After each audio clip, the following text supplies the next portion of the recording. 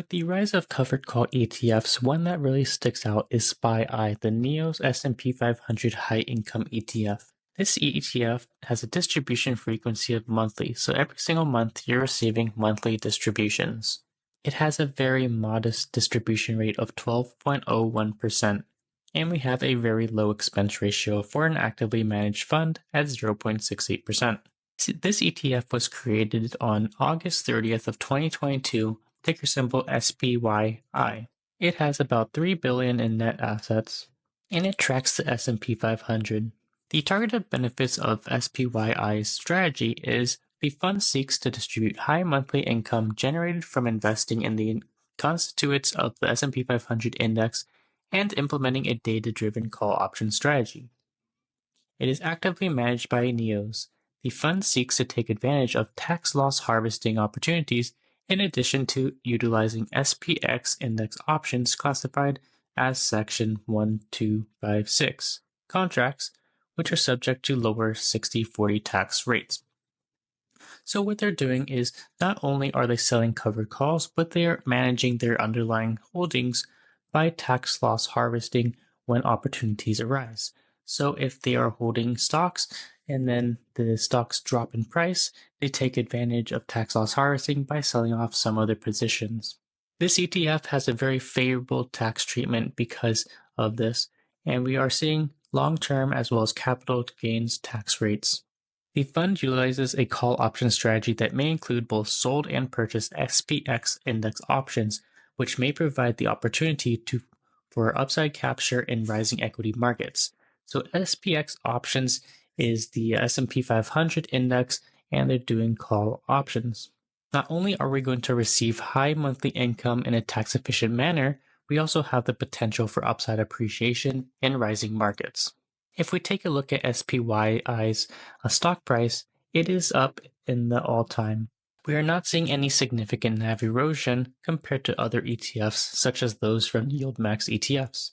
If we take a look at the distributions from last year, 2024, we can see we average about 50 cents per share. And keep in mind, this is paid out every month, so pretty much every month you're getting one share free. The top holdings in this ETF include Apple, Microsoft, Nvidia, Amazon, Meta, Google, Berkshire Hathaway, Broadcom, and Tesla. I currently hold a lot of SPYI, and I have been very satisfied with how it has been performing. Not only are we getting that capital appreciation, but we're getting high monthly dividend increases. This is a very unique ETF for income because we're taking advantage of tax loss harvesting, covered calls, and call credit spreads. So 3 strategies that really help this ETF perform very well. If we take a look at the total return and compare it to SCHD, we can actually see it has been outperforming SCHD by a good bit. SPYI is up 28% since inception, which it was released in 2022, and SCHD is only up 19% during that time frame. But keep in mind, during bear markets and market corrections, SPYI will underperform SCHD, as that's seen as a very safe investment option. In the past month, SPYI is down a total return of negative 1.41%, and SCHD is actually up 2.27% for total return. This is with dividends reinvested. In the past week, SPYI is down 1.38% and SCHD is up 0.75%. However, in the past 6 months, SPYI has a higher total return of 6.09% and SCHD has only a total return of 3.56%. In the past year, SCHD is up 12.72% and SPYI is up 13.10%, so very close. And in the past 3 years, SCHD is up 22% and SPYI is up 37.63%. Now keep in mind, SPYI doesn't have a full 3 years, so that total return should be higher. SCHD is a better ETF to withstand the volatility as it has safer stocks such as Home Depot, Verizon, and Cisco, versus SPYI, which has the riskier stocks such as Apple, Nvidia, and Microsoft.